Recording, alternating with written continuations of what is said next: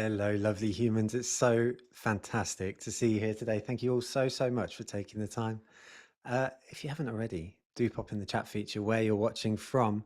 I can see folks over in Geneva, Edinburgh, Bristol, Gainsborough, Birmingham, and hello, camera quality, a brand new camera for today as well. So thank you all so much for taking the time. Honestly, it's a thrill every time we get together. So appreciate you very much.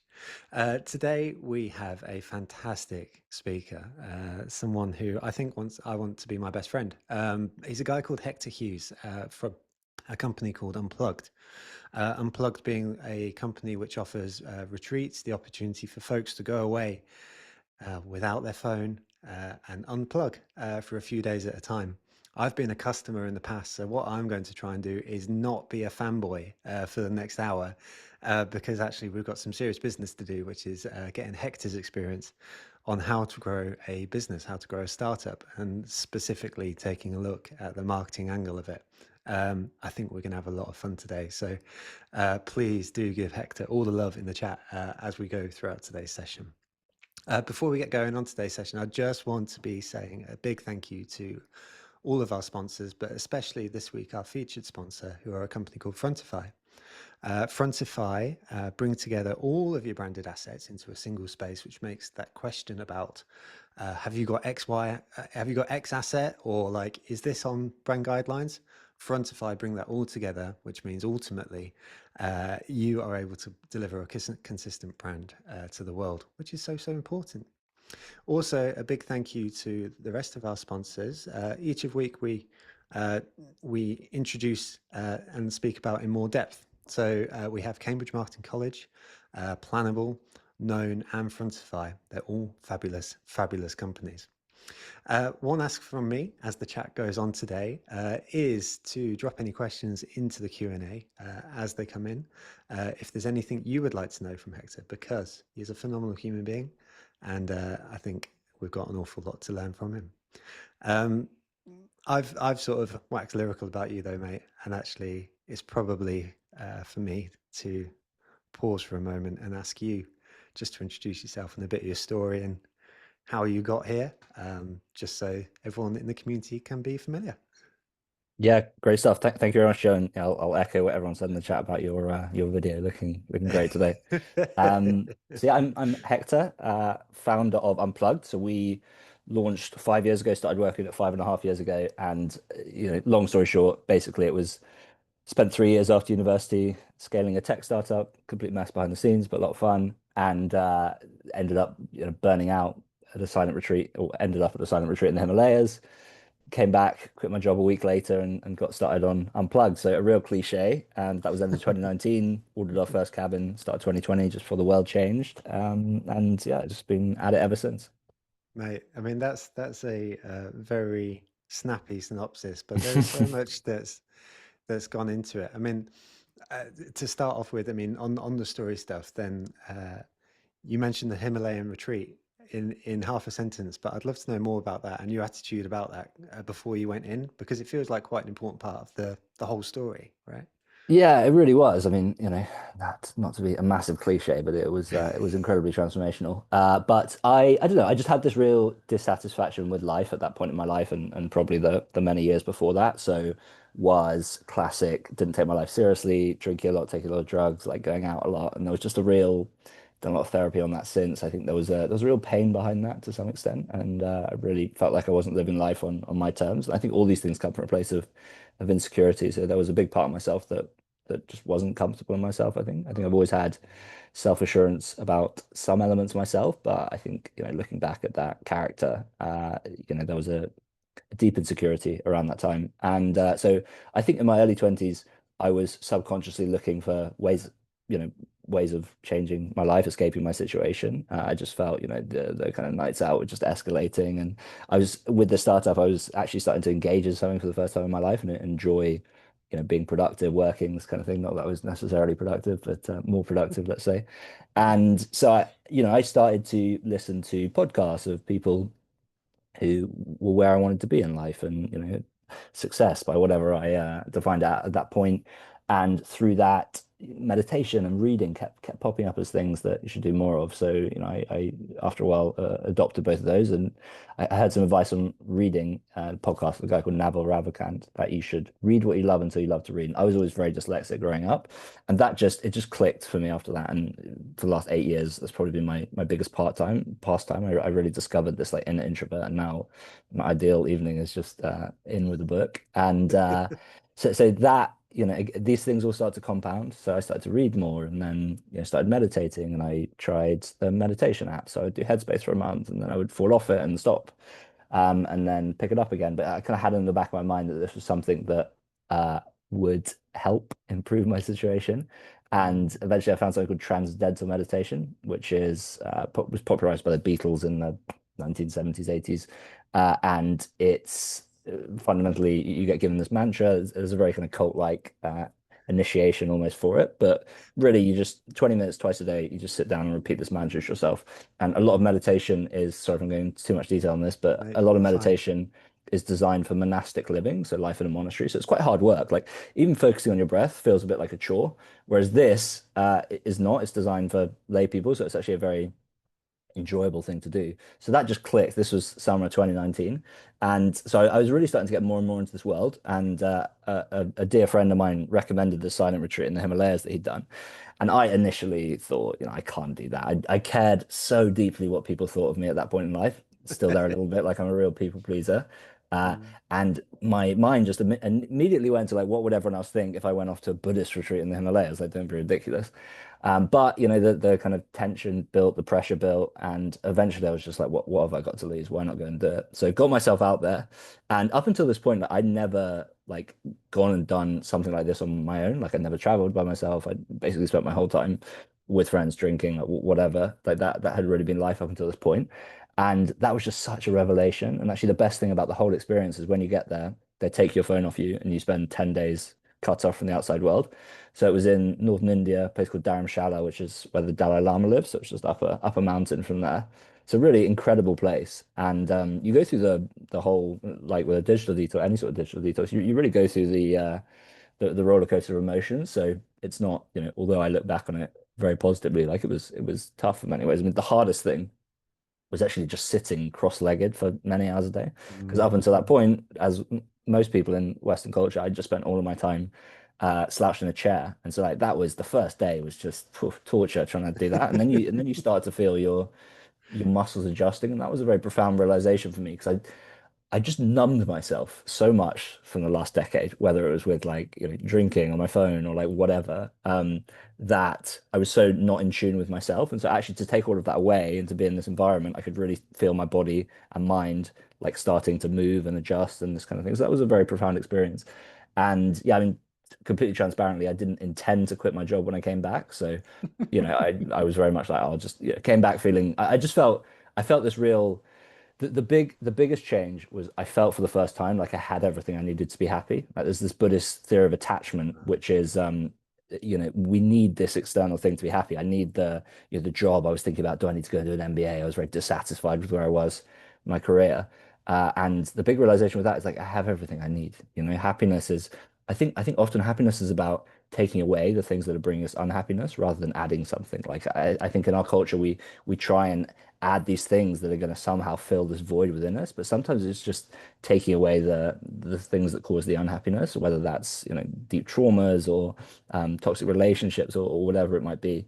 And so yeah, I came back just in such a great headspace, frankly, and didn't didn't last over the years, which we can talk about. But definitely a glow lasted for a long time. And I came back, and the startup basically disintegrated 2 days after I got back. So, which was remarkable timing. We were trying to raise 10 million Series A, losing £300,000 a month, and I had to go back for a leadership meeting. And 2 days into that, my boss got a call from the last VC. It's like, we're not funding it. So that night, he got rid of half the company. I was running growth at the time. We paused growth spend, not very well, I may add, clearly. And um, so I had a week twiddling my thumbs basically. And I'd heard about cabins before. I'd actually been reading quite a lot around. Like there's a book called Digital Minimalism by a guy called Cal Newport. So all of these ideas were kind of lurking in the back of my mind. And I read that book 6 months before, and he talks a lot about unplugged and unplugging. And I thought unplugged would be a great name for a business. So I tried to buy unplugged.com, and it cost like 100 grand, so I didn't do that. But that idea was there, and then I'd heard talk of cabins, and it was a bit of a perfect storm. And one day it was like, why not that? Why not combine those two things, cabins and digital detoxes? And then I spent 3 hours Googling cabins on a Friday night and quit on Monday. Like, I've always been very impulsive. I'm not like figure out the details and like kind of shoot first, aim later. That's amazing, mate. That was phenomenal. Thank you so much for speaking there and so much depth. I mean, we've got Freya in the chat already saying, "Can I just say I'm loving the honesty? It's just so refreshing." So thank you for that. And I don't want to trivialize anything that you've just said by speaking about marketing, but honestly, like, I mean, there was uh, so much there. So thank you for speaking through that. And honestly, that version of the answer was way better than the first one as well. So, Noted. so, but mate, you're a hero. So thank you for speaking through that. Also, So let's take you back to that time because you sort of say shoot first, aim later. Um, this is the marketing meetup, so we're naturally going to gravitate towards marketing conversations. So what were your first steps in sort of getting unplugged off the ground? So did you have a cabin and then you started to figure out the marketing? How did this all work and how did you get that initial traction? yeah. So it was very, very gut feel. Kind of landed on exactly what the positioning name, like pretty early on, Yeah, and just went from there. So I think there was a real sense. One of the big learnings, actually, so I had a couple of very formative experiences from a marketing point of view. One is I ran growth for the last year for this startup, and really, promise you this is not false modesty. Like, did a terrible job, or not even. I guess there's nothing false about that. But yeah, I was not good at the role, which was one thing. But the other thing is that we were trying to be everything to everyone. So it was an iPad point of sale system, and we were trying to appeal to restaurants and coffee shops, and we just ended up building something that didn't really work for anyone. yeah, So one of the big learnings from that is like what you are marketing matters so much, and actually subtle changes with that can make a huge difference. So that was in the back of my mind. And then the other thing I did was I basically when I quit my job, I was like, I don't have any money. Um, I need to get some so that I can set up this business. And I w wasn't working with Ben at that point, my co-founder. But I was like, okay, well, why don't I just start another business which can fund this business, which was a ridiculous idea, but seems like a good idea at the time. And so I came up with this concept, hoodies for the homeless, where the idea was we would sell hoodies, and for each one we sold, we'd donate one to the homeless charity Crisis. So I was like, this was October at this point. I was like, cool, Christmas coming up, easy, and found out somewhere that there were 8,800 homeless people in London, according to a report. So we'll just sell that many hoodies. So really stupidly, I modeled all of the costs, assuming we would sell that kind of volume. And long yeah, story short, we ended up selling 250 hoodies and losing money as a venture. So put me further in the red. But got a lot of lessons. I mention it now because just got a lot of lessons out the way. I think mm, anytime I've launched anything, Unplugged included, there's been a real sense of like build it and they will come. And actually, yeah, like it is hard work to sell something, yeah, especially from scratch. And so that was a really formative process in terms of just yeah, just so naive at that point, I think. So did that, and then luckily my co-founder Ben, who was a friend and used to work with me, told him about it. He was like, "I'd love to come on," and he was working at the time, so he actually paid me a grand a month out of his salary, which was incredibly generous. And we did that for the first 7 months of the business, and then he got fired a week before we launched. Which is good timing because I think at that point we could, we were off to the races. So, and actually it was helpful he got fired because it meant that he would kind of get in the business. So we'd been delaying that. So, and then in terms of marketing unplugged, I mean, I'm going to add a very heavy caveat of we did a terrible job because we launched the first month and we got like 3 bookings, and one was my sister's, one was Ben's friend, and one was another guy that I'd kind of met on LinkedIn. So, whatever I'm about to say, please do not, yeah, take it all with a strong pinch of salt. But I think one thing we kind of realized early is like the power of LinkedIn, and actually people love a bit of a story. So it's Mm, always I think every business has strengths and weaknesses when it comes to certain marketing channels. And like one thing about this is like aesthetically and in terms of the story, like it's something that really evokes a strong emotional reaction with people.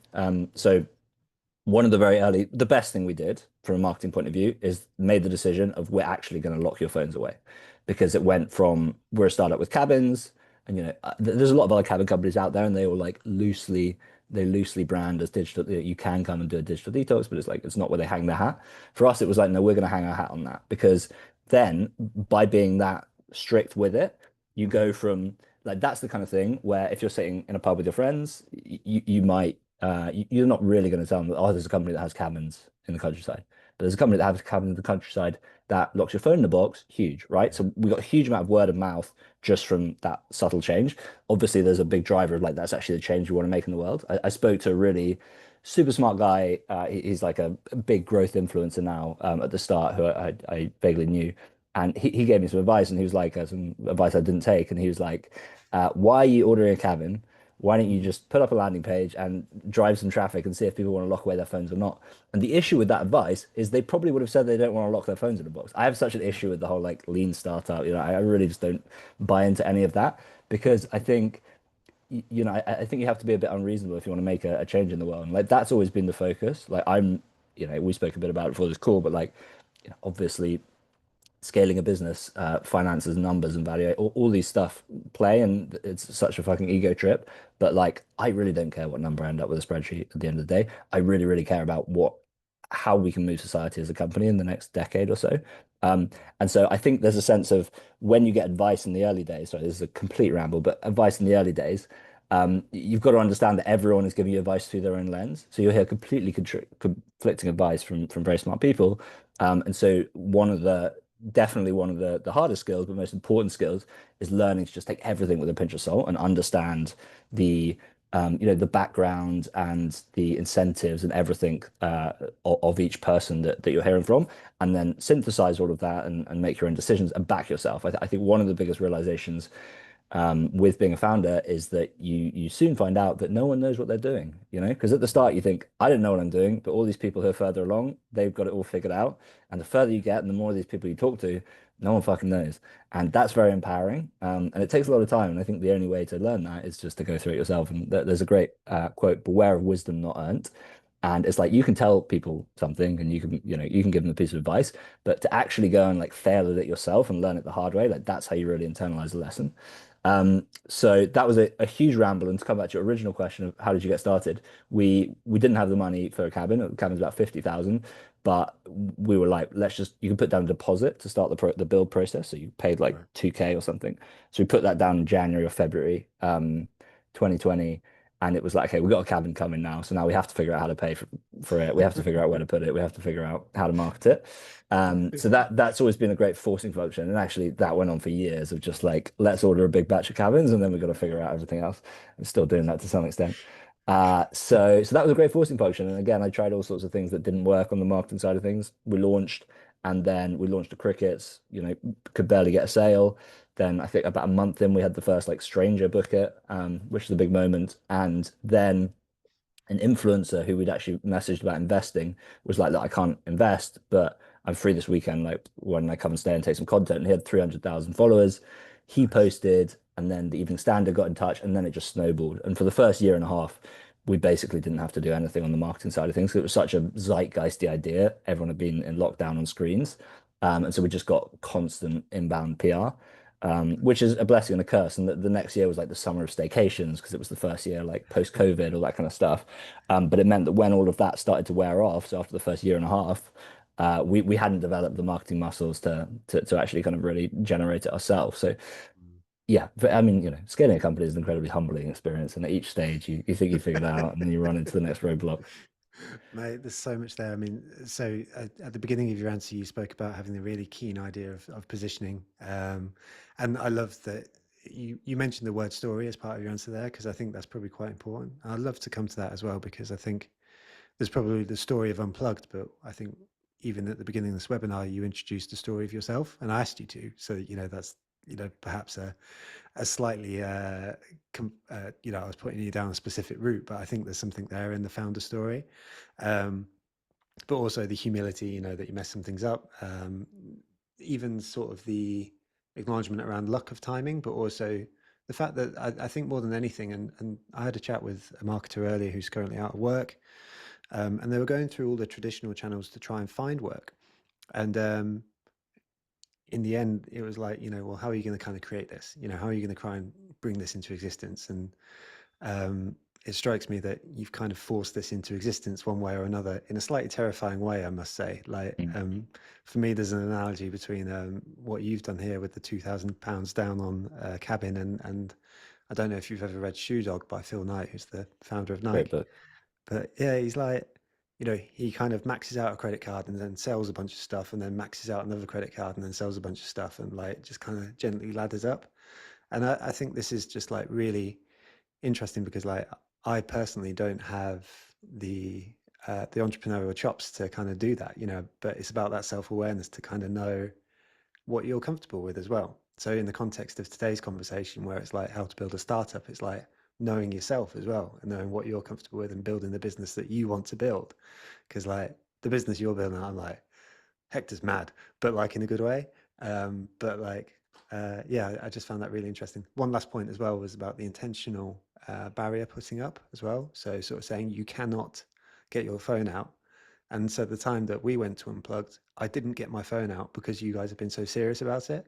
And had you not been so serious, then I wouldn't have been serious either. And I think that's really, really interesting, that intentional barrier putting up, because I think that's something which we can all fear in one way or another as marketers, as business owners. But if we have a bit of confidence and backing yourself, to use your language, then you've got the ability to create something special, which you clearly have.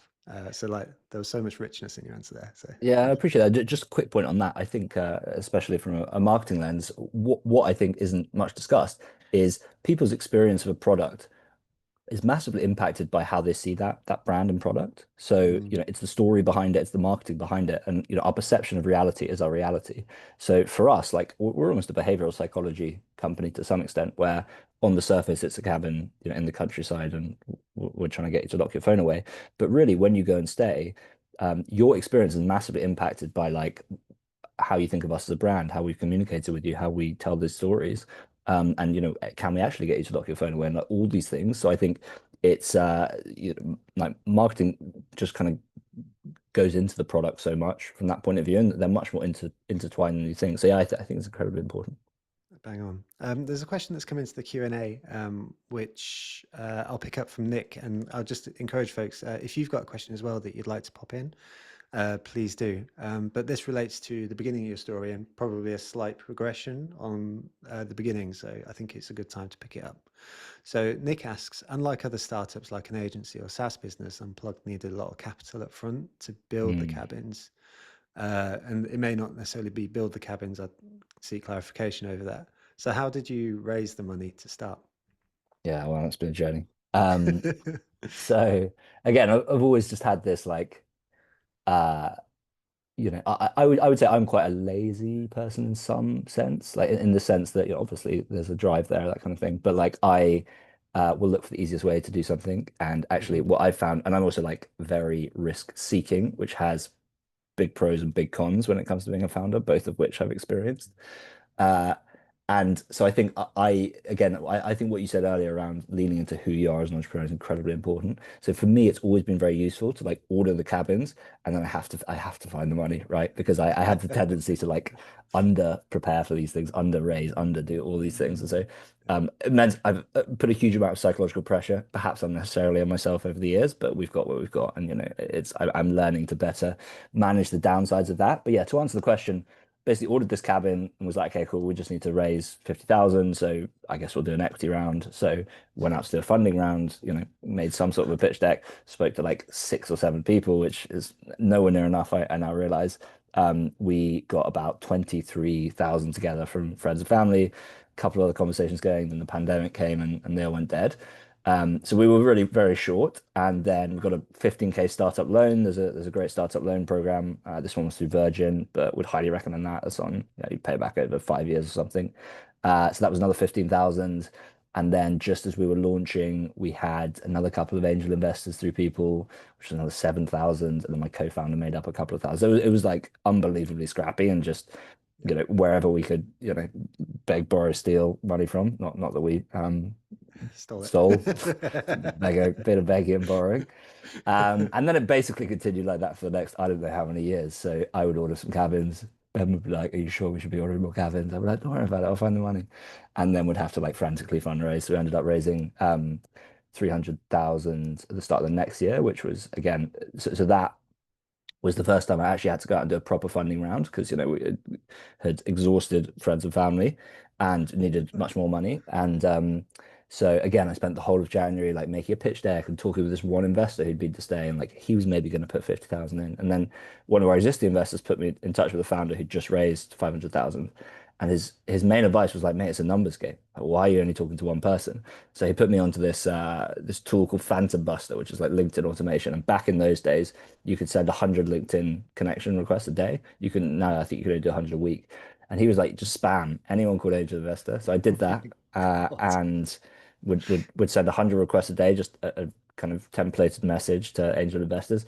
Probably had about 50 to 60 conversations in the next couple of weeks. And through that, managed to Wow. pull together a 150K round and then add another 150K to that a couple of months later. So that Gosh. was, but then that wasn't enough money and we ran out 3 months after that, and then it was just get more and more and more, and yeah. So I think for a very long time, I just didn't raise enough because of I don't know. I think I mean this will turn into a whole therapy session if we go too much into the details, but there was just a like I think part of me like took pride in the fact that I would like always find money and Yeah. get in tough corners and always find money, which was incredibly unhealthy. And I think there's also like a lack of diligence, and I'm actually learning. So I'm pretty dyslexic, and means that give me a piece of work to do, I won't do a good job of it. But like, get me working with someone, I'll do a good job. I'm good at working with great people, or they're good at working, and I'm good at being there.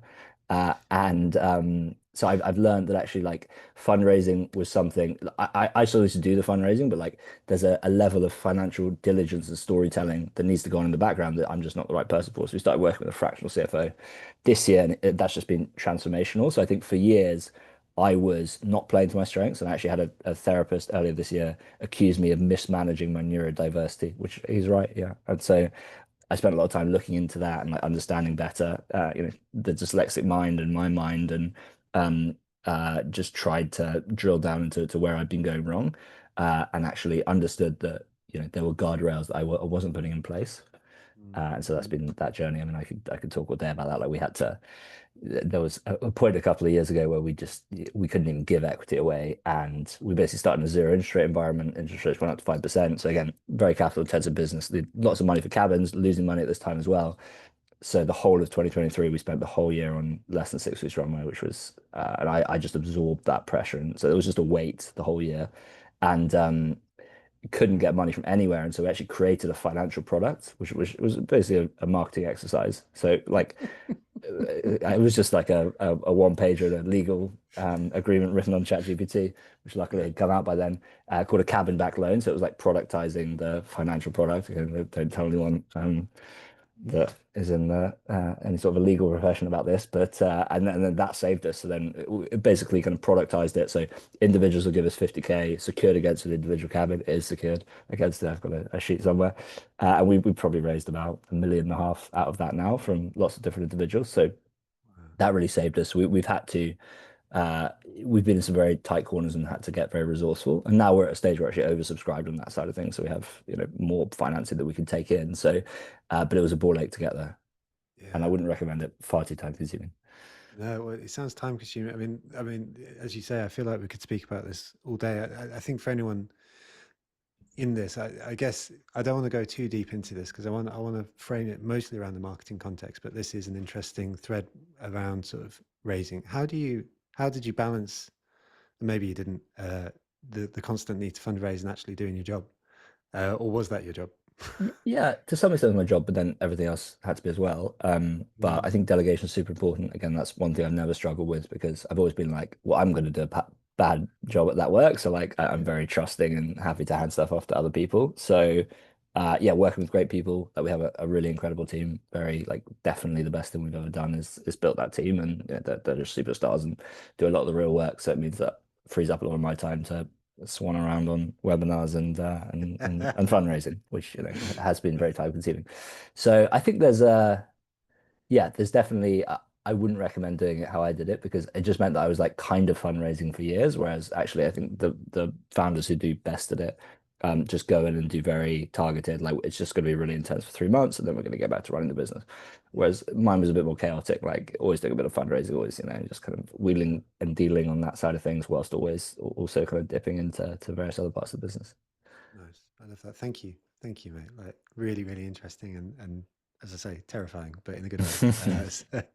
Um, let's take this great question that's gravitated to the top of the Q&A because it's definitely gets to the crux, I'm sure, of a lot of folks' curiosity with you and your business as well, which is what strategies or tactics did you use to get to your first 100 loyal customers?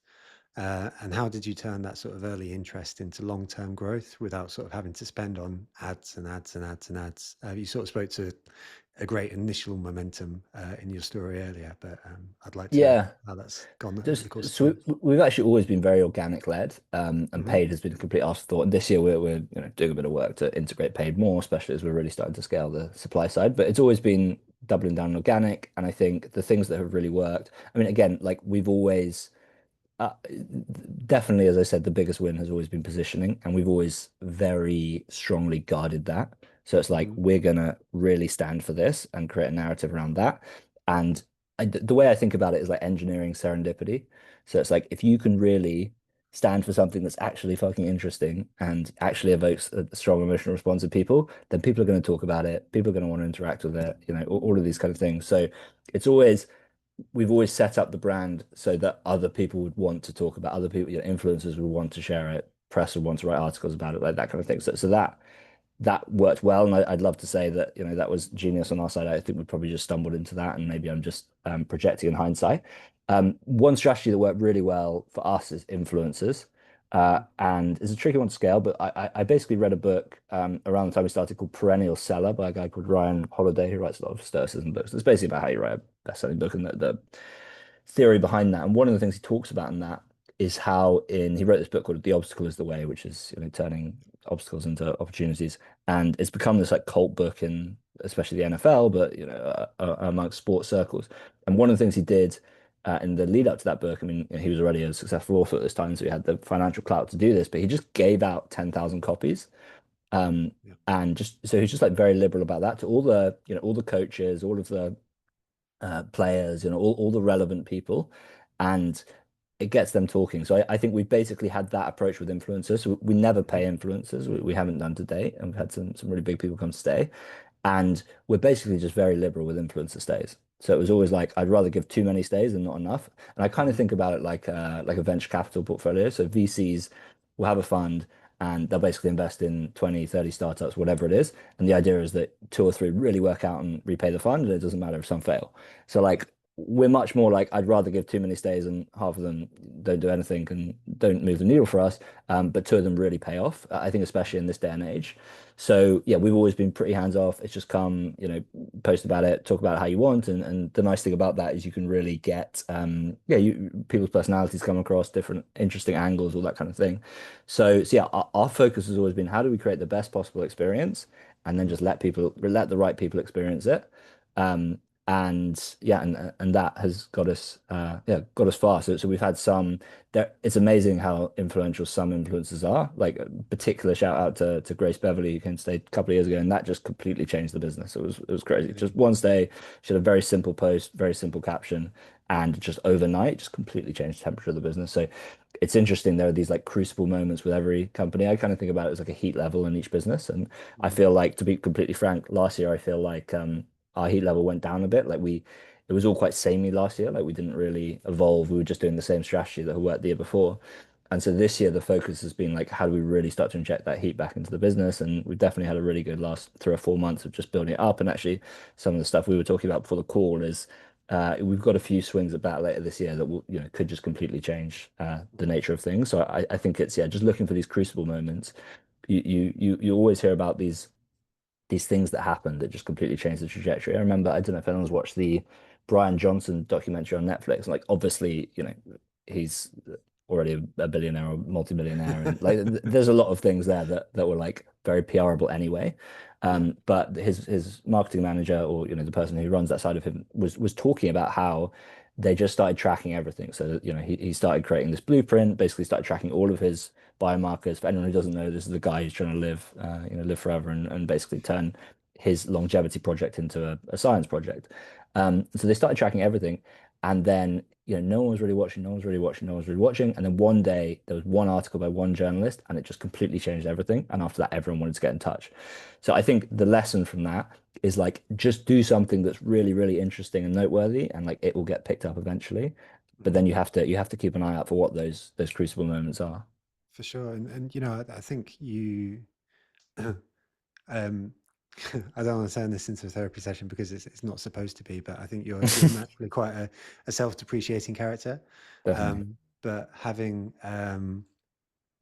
seen the work from yourself, but also the team, and I think you would be the first to credit the team and the amount of work that goes into this. When you speak to the influencer strategy as an example, there's a phenomenal amount of work that goes into identifying the influencer, getting in touch, communicating with them afterwards, etc., etc. So I think um, there is something which you have done, which I think, as a leader, as a founder, which is sort of saying, give the permission to take the bets. Too many stays is a good thing, not enough is a bad thing. But then the work that goes into it behind the scenes in terms of actually implementing those things is phenomenal. And so, like, it's the give and the take, it's the culture, and then it's the tactics, it's the A culture, and it's hundred the percent, tactics. yeah. And a huge amount of the credit for that goes to my colleague Rebecca. I know Mm, you know, yeah. and yeah, so we initially hired her to do customer support, and and then she was like helping out on marketing stuff, and we just stumbled on the fact that she was like really, really good at getting people to come and stay because she's Hmm. very like enthusiastic, very positive, very good vibes, and she just did an amazing job of that out of the blue. And then it was like, okay, well, let's just get her fully focused on that. And so Hmm. the successful influencer is hugely, hugely been down to her and her building out that strategy. And so yeah, it's both things, right? It's like having the clear and simple strategy and understanding and sticking with that, but then also devil's really in the detail and the execution. Like ideas are cheap, and it's really about how you put them into practice. Bang on, bang on. Um, there's a lovely question here, which takes us into slightly away from marketing tactics, but is fabulous nonetheless, from an anonymous attendee who asks, "What would your top tips be for a busy marketer trying to switch off?" Mm. Because I feel like of all the people we've had on in the past few years, you've probably invested more time thinking about this than anyone else. Definitely, definitely. I was just having a chat with our wonderful head of marketing about precisely this, which is, I think, I think the biggest thing is when we are feeling busy. So I'll talk about myself. When I am feeling busy, um, it I feel guilty for considering things like holidays and that kind of thing. Even doing what I do, and I think on some level, on every level, it comes down to insecurity. And I am at my busiest when I'm feeling insecure because something that I'm working on, like I haven't solved, so it's a funding round I haven't raised yet, our whatever isn't where it needs to be. And so I think so my advice would be really understand, like really question, like, why am I making myself so busy right now? And like, do I need to be? Because most of what happens, most work that happens just doesn't need to happen. Like if I look back on our journey, most of the work we've done has been a complete waste of fucking time. You got to like build, you got to show up every day and be consistent and blah blah blah. But the amount of work we put into it, like it's just been a few things that have really moved the needle, and you get a few of the big things right. Like I think you know, especially with startups, one insight can change everything. And actually, you can be banging your head against the wall, working really hard for months and months and months, and then you can just have this one insight that makes you realize that all of that was a waste of time. And actually, there's this very Mm, simple answer over here. And what I would say is like give yourself the space to make those jumps and to see the forest for the trees and understand that like the whole work culture now has come from the days of manual labor and working in a factory where if you're making widgets you're going to make twice as many widgets in 8 hours as you are in 4 hours. You're not making widgets anymore, right? Like it's all about, decision making, creativity, like all of these kind of things, and they need space. So yeah, what I would say to wonderful question, the person who put that in is like try giving yourself the space, try actually just spending an afternoon offline, try spending a weekend offline. I think what happens, or what I've found in my own life, is when you give yourself that space ideas start to form, problems start to seem less scary. You start to see things in different ways. You start to see the forest for the trees.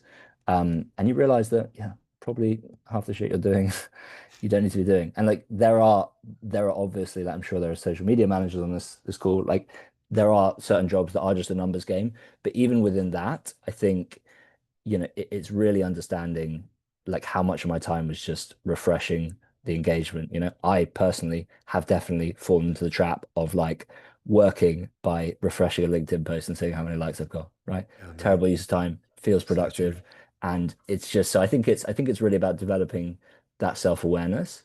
I think generally developing self-awareness is like there's a good quote that someone smarter than me said that all of wisdom comes from knowing yourself. So I think the more self-aware we become, like answers just emerge. And so I think it's really that. And how do you develop self-awareness? You need to give yourself the space to think, right? And you do that by switching off and taking time offline. So I think it's reframing it from like taking time offline is not me being lazy or me avoiding my job or whatever it is. It's like when I think about it, you're basically retreating, right? And I think there's a beautiful thing of I read a book once about retreats, and they spoke about how there's two types of retreats. There's retreating to get away from the world. So think, at the bottom of a bottle, you might become an alcoholic, and actually it's you trying to escape from the world. And then there's retreating to come back better. And I think that's what I'm talking about there. Like I'm a huge advocate of retreats, Vipassanas, meditation retreats, unplugged stays, like whatever it might be. Like I go on those so that I can come back better for everyone else in my life, so I can come back more creative, kinder, calm, and more present. And I think it's just reframing that of, I've massively seen it with our own team. Like I had a marketing who's unbelievable, that she's an absolute machine. Just wouldn't take a holiday for the first 2 years. And then, I really, really pushed her on it and finally got her into the habit of taking holidays. And yeah, I think she now massively gets the benefit of she just comes back and so many things have been unblocked and yeah, she's kind of ready to be even better. So I think do it to come back better. Don't do it and don't feel guilty about it would be my advice. I love that, and I think the thing about your answer there, mate, and this isn't to denigrate your answer at all, but I think the temptation after a webinar like this is to click out of Zoom and then go to LinkedIn, go to your emails, and then start working again, right? And so I kind of want to pause on that for a moment and just sort of we hear this advice, and I'm sure that this won't be the first time that people have heard this advice, but I would question how many people actually stop and do it. And I count myself amongst these, and so in a challenge to the community, I guess, for anyone watching in, like I'd love to know, and maybe this is just something you give yourself 2 minutes to think about while we're chatting for the rest of this time. How can you actually do that? How can you actually give yourself some space this afternoon, tomorrow, this week, whatever it may be, like to actually practically do that thing? Because I think it's so important. And I'm an advocate for everything you've spoken about, but I'm particularly an advocate because I came back from holiday last week, Yeah. and so this weekend, I had 4 emails that I sent to our team, which I think will hopefully make a difference. But those emails wouldn't have come if I was sort of like not doing the stepping away stuff. So like, I'm a huge advocate for what you said, but I'd love to sort of challenge the community to actually go and do it because I think it is Yeah, and transformational. I think on that point as well, it can seem big and scary to go and spend multiple days offline. Like, Mm, you start small, put your phone in a drawer, go for a walk in the park for half an hour, buy an alarm clock, get your phone out the bedroom, give yourself the first half an hour of the day. Like, it doesn't need to be these big, scary changes. It's just like start to give yourself a little bit of space because the nice thing about it is it compounds. So all of the momentum in society is towards spending more time online. You look around on the tube these days, everyone's just face down in their phones. And I think what's interesting and what I found in my own life is the more time I spend offline, the more I crave time offline. And so it sends, it sends the momentum in another direction, a really positive direction. So start small, be kind to yourself, and yeah, see what happens. love it, mate. Thank you. Thank you for speaking to that. It's really appreciated.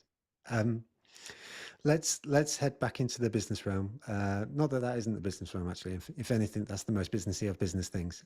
But certainly into the tactical area. So we've had another great question that's come in, and I'd be curious from a business perspective how you've described quite a fast-moving approach throughout the whole course of Unplugged, but it seems like you're reaching a lot more maturity now with the business. So, how did you measure success at the beginning, and how has that changed since? Is it a lot more formalized now? Are you sort of like, how did you know you were doing all the right things? Yeah, that's a great question. I mean, you know, the boring answer is from a marketing point of view, like we've always just kept it very simple with occupancy rates. We've got these cabins. It's Yeah. like how full can we get it? Yeah. And so we've last few years had kind of 90% occupancy, and like that's just been an obvious thing. I've never been one for big like targets or goal setters. I mean, there's this side of things, and then there's the broader question of success, which I can also talk to. So I think on that, we've just always kept it very simple. Like I'm a simple guy, so we haven't had, again, I'm quite a lazy guy, so we've never had loads of KPIs and metrics and blah blah blah. It's just like how high is the occupancy and how many cabins have we got, and let's Yeah. work on those things at our detriment. Like I think especially the supply side, mainly because of me, we have scaled it much slower than we'd like on given years. I was speaking before the call, like a couple of years ago, we only grew from 16 to 20 cabins, and everyone kept messaging me like, "Oh, you're smashing it, you're launching so many cabins." And I'm like, "No, we're not." Hmm. So that's really starting to pick up now, so which is great. And then it's just figuring out other things alongside that. So there's always been there's always been a sense of, how do we just uh, how do we just kind of improve on what we're doing and improve on last year and that kind of thing. And I think it's very hard not to look around at other startups, other companies in space, this kind of thing, and measure against them. I got some really good advice. I did something called Toastmasters, which is a public speaking organization before Hmm. Unplugged, and they have competitions. I did a competition one day, and after the competition, this very wise woman called Stella Matthews asked me how I did, and I said, "Oh, I didn't make the top three," and she said, "Hector, you're only competing with yourself." So, and that's just stayed with me. And so to answer the question more broadly around success, is I'm not really married to, outcomes, and like I just want to almost go with the flow and push it. Like again, I have that gambler in me, so there is a sense of more bigger, and I can unpack that a separate time, which I have done with many of the therapists. Yeah. So there's definitely an ambition there, but I think I'm also not too caught up in the like I'm not crying if we don't grow as much as I want, or whatever it might be. And a lot of it's just like I think we were talking about it on the call. It's kind of the journey, not the destination, right? So like much more fall in love with the inputs and the outputs. And I think that's much easier said than done. And there have definitely been times where I've got very caught up in our booking numbers, or website traffic, or investment raise, like all of these kind of things. And that's always the case when I'm uh, more rudderless in my own life. So, for example, to be very transparent, earlier this year, um, I was very turbulent. I've always had this like very on the surface this veneer of stability and keeping it all together. And we went through some very tough periods, and myself personally, like last 4 years, I had these cascading autoimmune issues, turned out to be due to mold poisoning. So that all peaked a couple of years ago. Relationship issues, personal financial issues, company financial issues. So there was all of this turbulence going on, and I just like locked it up. And my big priority was like, how do I turn up every day Mm. with a smile on my face and just exude a calm energy to the team? And that was incredibly unhealthy in hindsight. So I spent a lot of time this year unpacking that in therapy, and again, just got myself into some unhealthy situations, unhealthy relationship, these kind of things end of last year. So the last 2 months have been big ones for personal transformation. And I think alongside that process, what I've realized is that there was a very unhealthy, like having my self-worth in unplugged booking numbers, or, you know, people's impression of the brand, or whatever it might be. And so actually the work I'm doing at the moment is detaching from that basically, and, grounding in just like myself, and just how do I turn up and cultivate things like humility and gratitude and courage. And like if I can just focus on that and just turning up with that all day, and kindness, um, then I don't massively care what happens. I just kind of trust that everything else will take care of itself.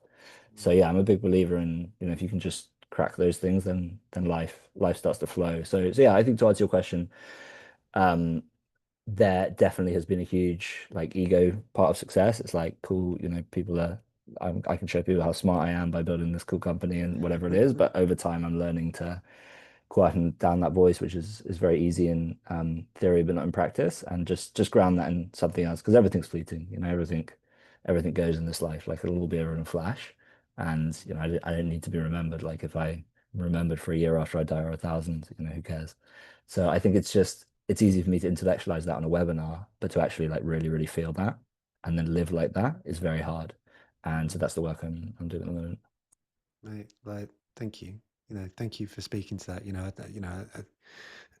I have a business reflection, and then a personal one, which is like the personal one is way more important, which is like the stuff that you've just shared is so phenomenally powerful, and thank you for the openness in doing so, because I don't think you can get to a place of speaking about those things without doing so much work. And there's Sophie in the chat here saying it's so refreshing to hear someone talk so openly and honestly. I can relate to a lot of how those personal struggles can feed into work. So thank you for sharing, Hector. And I feel the same. Like TMM became my identity for an awful long time, and I would judge my success by TMM success, or similarly, even on a micro level on a day to day, whether a LinkedIn post did well or not, because that would say whether I'm relevant or not, and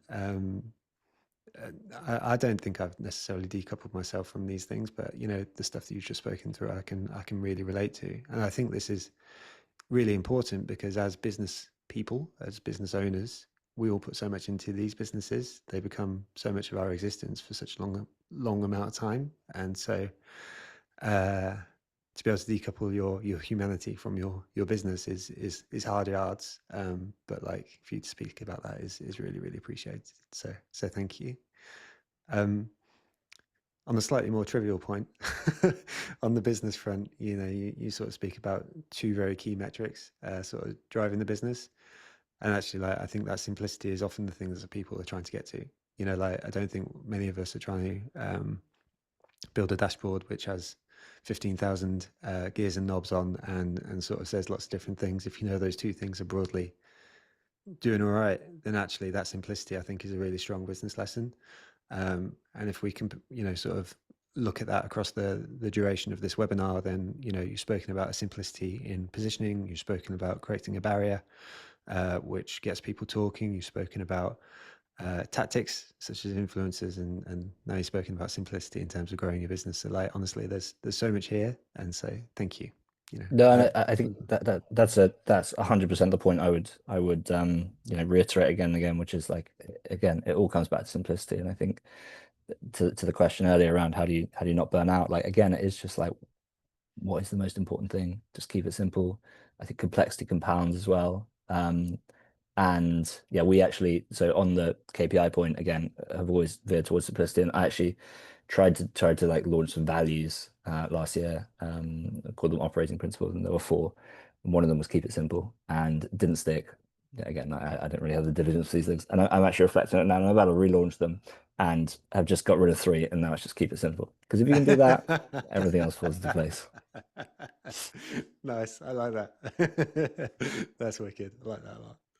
Um, let's head into the last 6 minutes that we've got together today, just with a few more questions from the community, because they're bangers, because they're always bangers from the community. So we've got someone here who's saying, as a small business in the gifting space, I'm focused on creating thoughtful, memorable experiences for people.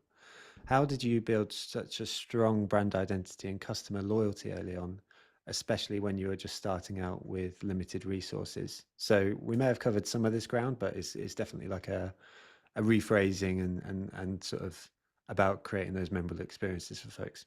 Yeah, for sure, for sure. Well, I think a couple of things that again would reiterate. One is just really sharing the like the story side of it.